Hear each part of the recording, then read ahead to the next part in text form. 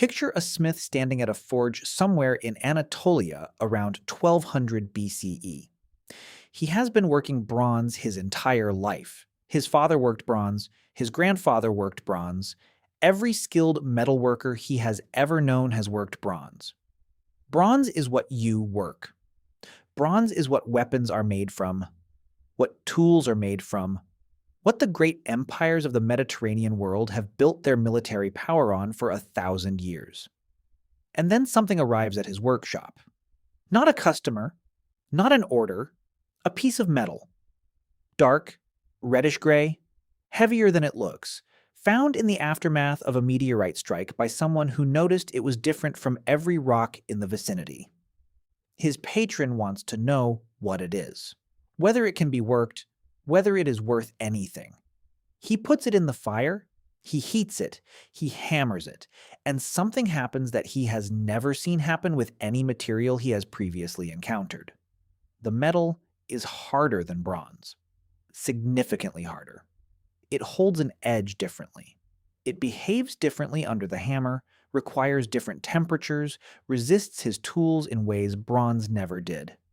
It is, in every measurable dimension, a superior material for the purposes that matter most to the people paying his wages. Building weapons, making tools, winning wars. He has no idea what he is holding. He has no concept of iron as a chemical element, no framework for understanding why this material behaves differently from bronze. No knowledge of the technological chain that would eventually be developed to produce this material reliably at scale.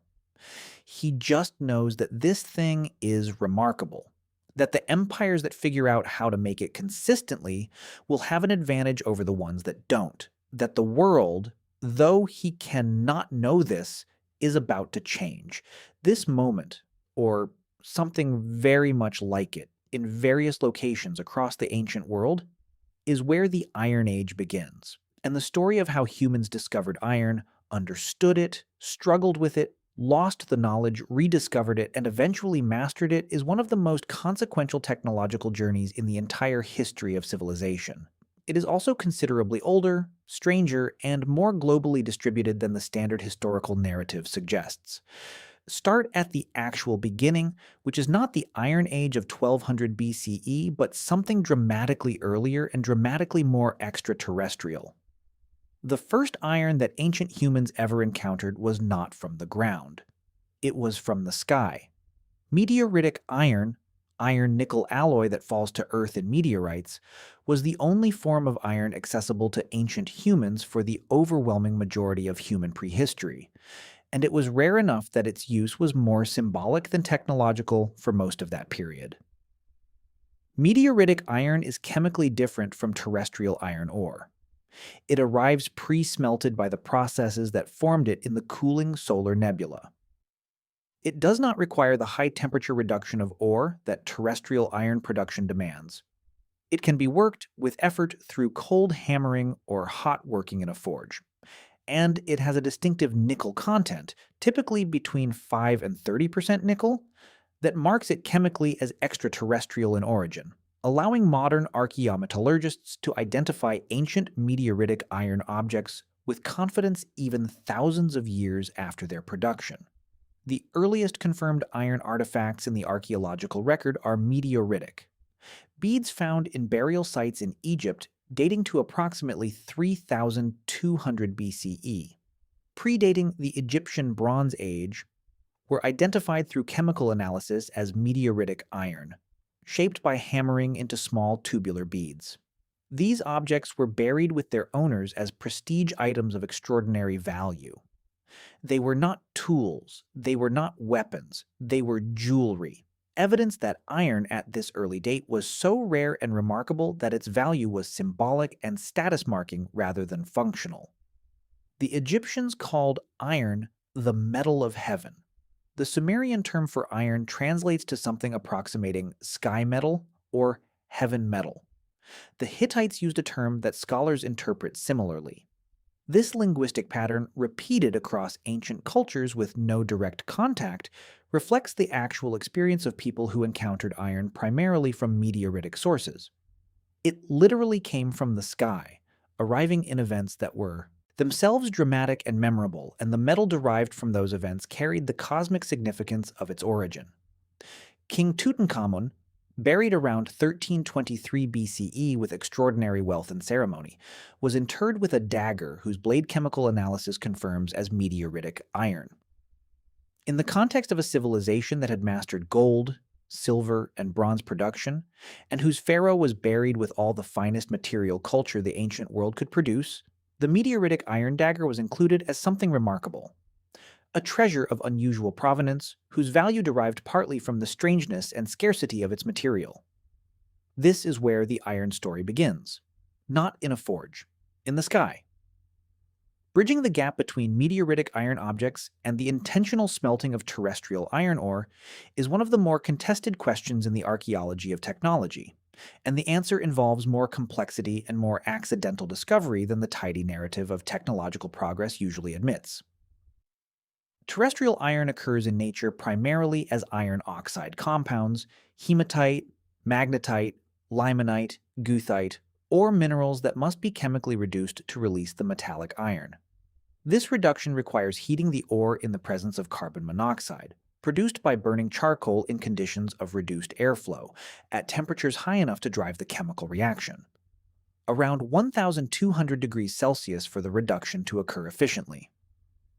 Copper and bronze production, which preceded iron smelting, involved somewhat lower temperatures and fundamentally different chemistry. A bronze smith working at the height of Bronze Age metallurgy was doing sophisticated technical work, but the specific combination of high temperature, carbon-rich atmosphere, and reduction chemistry needed for iron smelting was not a natural extension of bronze production. The two processes are different enough that the transition from one to the other required the development of genuinely new technical understanding. How did ancient smiths stumble into iron smelting? The most compelling hypothesis, supported by experimental archaeology and the study of ancient furnace remains, is that iron smelting emerged from accidental or incidental encounters with iron ore in contexts designed primarily for copper or bronze production. Iron ore is widely distributed in the ancient Near East and was sometimes used as a flux in copper smelting operations, added to help remove unwanted minerals from copper ore as slag. Under certain conditions, in a well-built copper furnace with adequate temperatures and charcoal fuel, iron ore used as flux would partially reduce, producing small iron prills mixed into the slag. A curious or observant smith examining slag from a particularly hot furnace run might notice metallic inclusions that were not bronze, not copper, not any familiar material, might extract them, might heat them again and discover they could be worked. Might notice, over many such encounters, what conditions produced more of this interesting material. Might, over many iterations across years or generations, develop a deliberate practice of producing it. This is probably how it started. Not with a eureka moment, but with accumulated observation across many partial accidents, gradually developing into intentional practice. The geography of iron's independent development is one of the most debated questions in the archaeology of metallurgy, and the debate matters because the answer determines whether iron smelting was invented once and diffused across the ancient world, or invented multiple times independently by different populations working from the same raw materials and similar metallurgical backgrounds.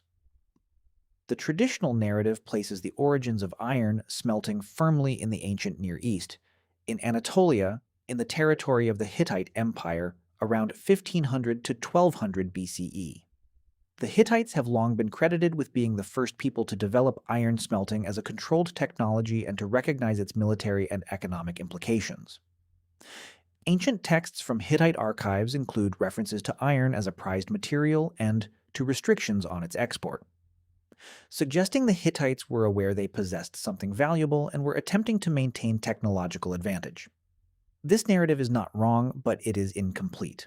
Archaeological evidence from multiple regions has pushed the chronology of iron smelting earlier, and the geography wider than the Hittite-centric account accommodates.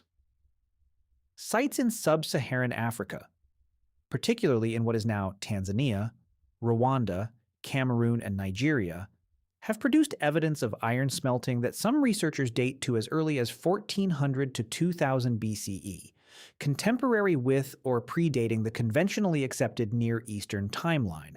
This is not universally accepted. The dating of some African iron smelting sites is contested. By the way, if you want to go even deeper into the secret lives of ancient humans, I just launched a full course called The Secret Lives of Ancient Humans. 10 modules, 3+ hours of content covering everything we never talk about on YouTube. What they feared, how they communicated, what hunted them, and much more. Plus an exclusive PDF guide included. Link in the description. See you inside. The evidence is not always unambiguous, and the debate between diffusionist models, iron smelting spread from a single origin, and independent invention models, iron smelting emerged separately in different regions, remains active. What is increasingly clear is that iron smelting in sub-Saharan Africa was not a technology imported from the Near East or Egypt. African iron smelting traditions show technological signatures, furnace designs, smelting processes, the slag chemistry of production, that are distinct from Near Eastern traditions in ways suggesting independent development. African iron smelting may well represent a parallel invention arising from similar metallurgical preconditions in a region with abundant iron ore and existing metalworking traditions, producing iron technology through a trajectory that had nothing to do with what was happening in Anatolia. This would mean that iron smelting is not the story of one culture's breakthrough spreading to the rest of the world. It is the story of multiple cultures facing similar material challenges, arriving at similar solutions through similar processes. A parallel invention that ranks among the most consequential in human history. The Iron Age, as conventionally defined, began around 1200 BCE across the eastern Mediterranean, and its timing is not coincidental. It emerged in the immediate aftermath of one of the most catastrophic systemic collapses in the ancient world, the Late Bronze Age collapse, an event so comprehensive and so rapid that it destroyed most of the major civilizations of the eastern Mediterranean within a period of roughly 50 years. The Bronze Age civilizations of the eastern Mediterranean, Mycenaean Greece, the Hittite Empire, Ugarit, the Egyptian New Kingdom, the Kassite Babylonians, were interconnected through trade networks, diplomatic relationships, and shared material culture. Bronze production itself depended on this interconnection. Copper from Cyprus, tin from sources in Afghanistan, Anatolia, and possibly Sardinia and Britain, all moving through maritime and overland trade routes to supply the workshops that produced the bronze on which military and economic power rested. When this system collapsed, through a combination of causes that historians still debate, including the Sea People's migrations, drought and famine, internal rebellions, and the cascade failures that interconnected complex systems are vulnerable to, the tin trade collapsed with it. Suddenly, civilizations that had organized their metalworking around bronze production could not reliably obtain the tin that bronze requires. They needed an alternative. Iron ore is not tin. It does not require long-distance trade to obtain. It is one of the most abundant elements in the Earth's crust, present in workable concentrations across virtually every inhabited region of the ancient world. A smith who could not obtain tin could obtain iron. A civilization whose Bronze Age trade networks had been severed by collapse had, in iron, a material whose raw ingredients were locally available almost everywhere.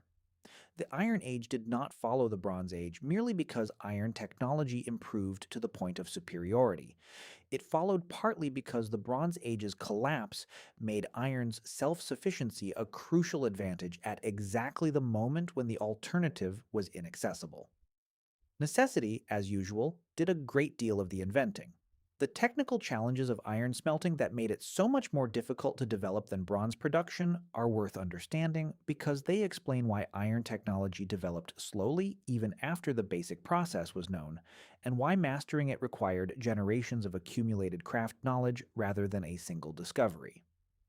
The iron produced by ancient smelting processes was not the iron of modern metallurgy.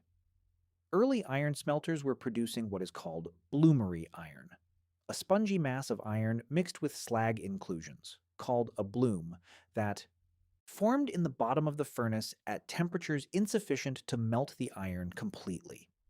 Molten iron requires temperatures around 1,538 degrees Celsius, far beyond what ancient furnaces could consistently achieve. Bloomery iron formed as a solid, porous mass that required extensive hot working, repeated heating and hammering, to consolidate the metal and drive out the slag inclusions. The resulting wrought iron was variable in quality. It was relatively soft compared to bronze, a problem for edge retention in weapons and tools. Early iron, in its basic wrought form, was not simply superior to bronze. It was in some respects inferior.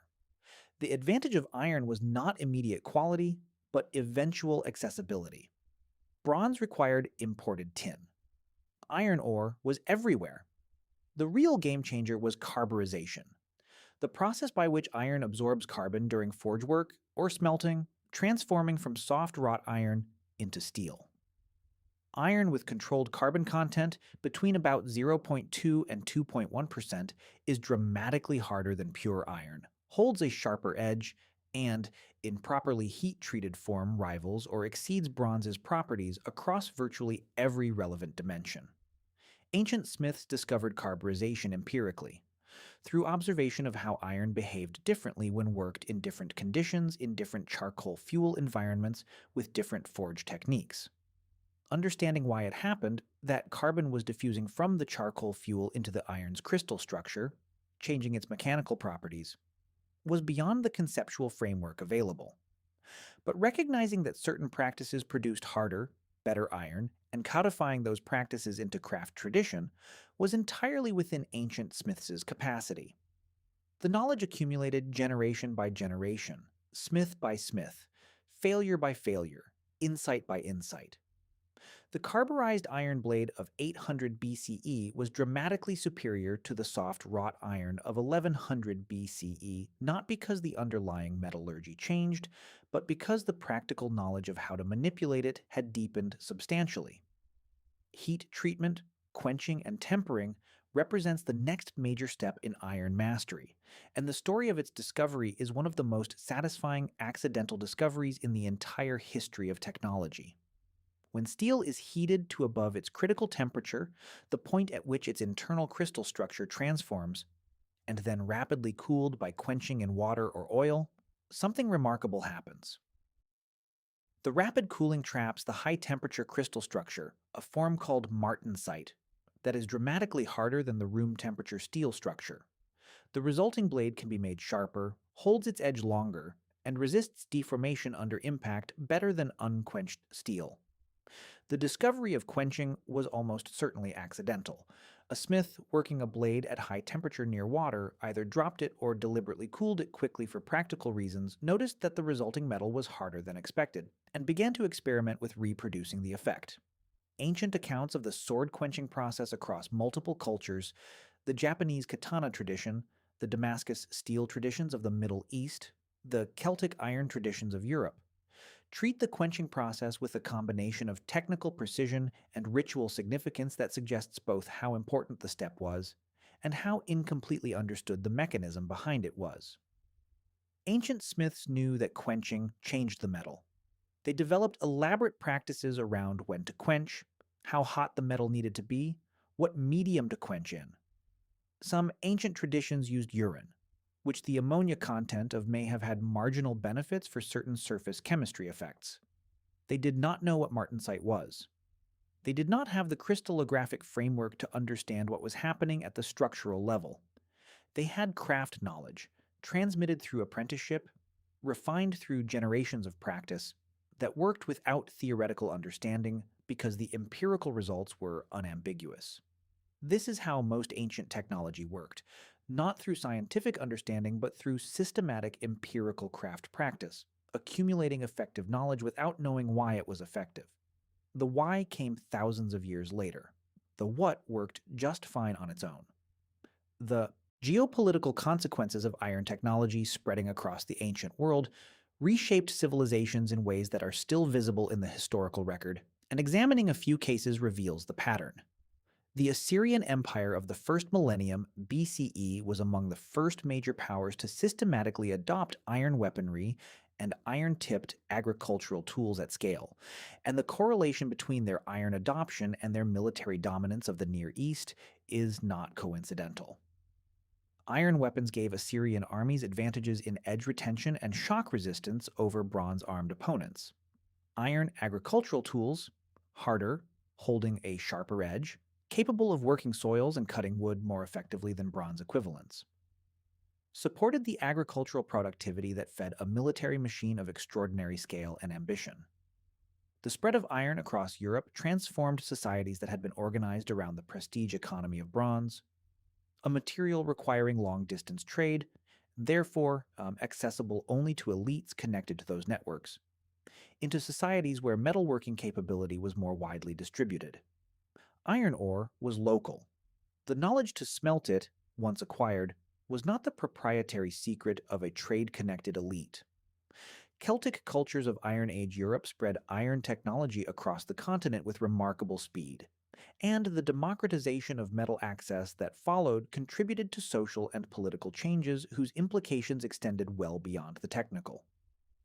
In East Africa, the adoption of iron smelting, whenever it occurred, and however it developed, enabled land clearing at scales that would have been impossible with stone tools, supporting agricultural expansion and population growth across the sub-Saharan landscape. The iron-using Bantu expansion. The spread of Bantu-speaking agricultural peoples across Central, Eastern, and Southern Africa over roughly 2,000 years was technologically supported by iron in ways that shaped the demographic and cultural geography of an entire continent. Iron did not simply replace bronze as a better material. It restructured the political economies of access to metalworking, changed the agricultural potential of civilizations that adopted it, enabled military capabilities that altered the balance of power among neighboring states, and accelerated social changes whose momentum carried well beyond the technology itself. India deserves particular attention in the iron story because the Indian subcontinent developed iron technology at a very early date and achieved levels of mastery that Europeans would not approach for centuries. Indian iron smelting appears to date to at least 1800 BCE in some regions, possibly earlier, and Indian metallurgists developed techniques for producing high-carbon steel. Wootz steel, the material that eventually reached the Middle East as Damascus steel, that produced blades of extraordinary quality, combining hardness with a flexibility that prevented the brittleness that plagued many other ancient steel traditions. Wootz production involved crucible smelting, a more controlled process than open bloomery smelting, allowing more precise carbon content management and producing a more homogeneous material. The resulting steel, when worked by skilled smiths, displayed a distinctive surface pattern. The characteristic wavy or flowing lines of Damascus steel that resulted from the distribution of iron carbide particles in the steel matrix. These patterns were not merely decorative. They were the visible evidence of the material's exceptional properties, a surface record of the metallurgical sophistication that produced them. The knowledge of how to produce Wootz was transmitted through restricted craft traditions, maintained within specific communities of smiths, and exported as finished products rather than as production knowledge. The metallurgical secrets of Indian crucible steel production were not systematically decoded by Western science until the 19th century, when analytical chemistry finally explained what ancient Indian smiths had been achieving empirically for perhaps 2,000 years. China's iron story runs parallel to these other threads with its own remarkable characteristics, including the achievement of cast iron production that would not appear in Europe until the medieval period. Chinese iron smelting dates to at least 600 BCE, and Chinese metallurgists achieved temperatures high enough to fully melt iron in their furnaces, producing liquid iron that could be poured into molds, creating cast iron objects with properties quite different from the wrought iron and bloomery steel of contemporary Near Eastern and European traditions. Cast iron is brittle.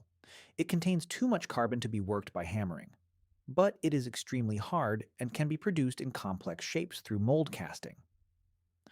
Chinese innovation in iron also included the development of decarburization techniques, ways of reducing the carbon content of cast iron to produce a more workable steel. centuries before equivalent knowledge emerged elsewhere.